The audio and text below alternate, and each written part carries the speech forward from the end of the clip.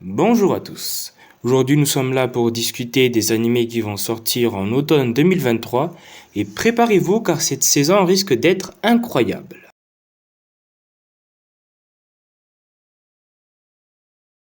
Déjà, je me permets une petite partie pour parler des animés qui auront des suites dans cet automne 2023 évidemment.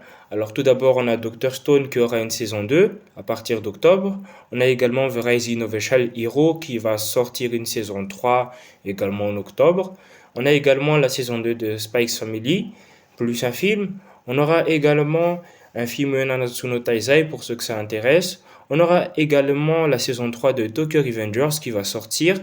Et on a aussi la saison 2 du remake de Captain Tsubasa. Et je vais pas tant entrer en détail puisque je suppose que vous connaissez tous ces animés de toute façon et que je considère que ce genre de vidéo devrait vous faire découvrir de nouveaux animés, pas juste promouvoir ceux que vous connaissez déjà.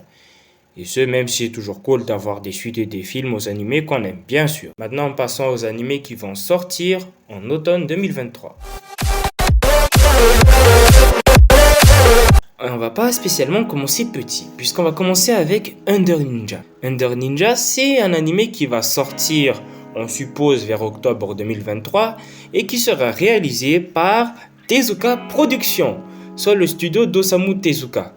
Alors, cet animé raconte l'histoire d'un lycéen qui a été formé pour devenir un ninja moderne lors de la Seconde Guerre mondiale sur des missions internationales, va ensuite rejoindre une agence de ninja une fois que la guerre sera finie pour enquêter sur différents assassins étrangers qui envahissent Tokyo. Bref, ce manga a un concept intéressant et pourrait être un bon animé d'espionnage pour ceux qui sont fans de ce genre. Ou ceux qui sont fans des animés politiques aussi, vu que le synopsis de la série tend clairement vers ça.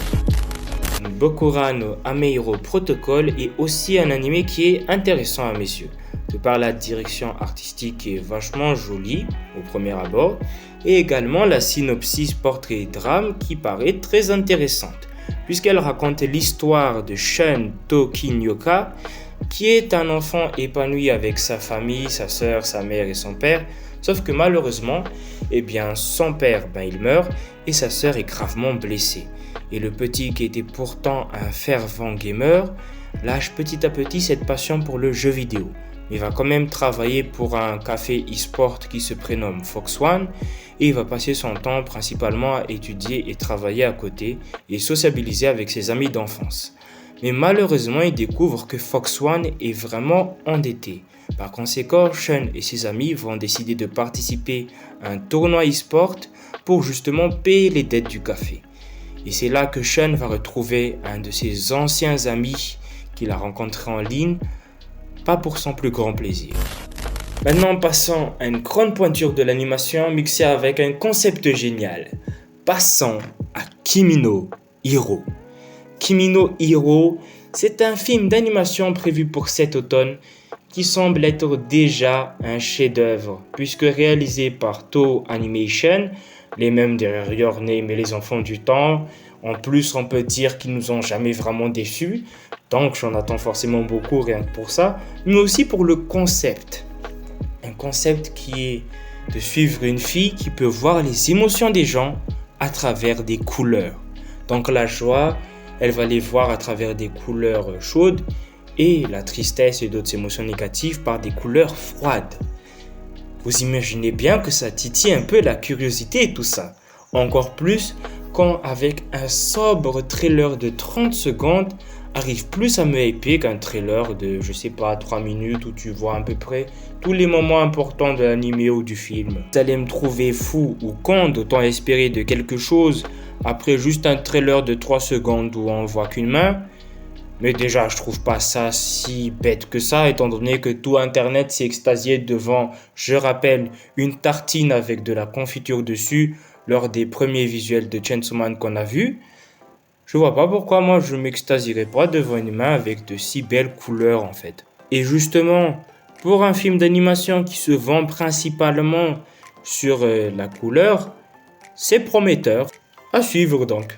Ah, et aussi, celle qui va réaliser ce film, Yamada Naoko, elle a bossé sur Violet Evergarden et Silent Voice. Comme quoi j'ai des bonnes raisons d'en attendre beaucoup de ce film. En termes de concept chelou, il se pose très haut.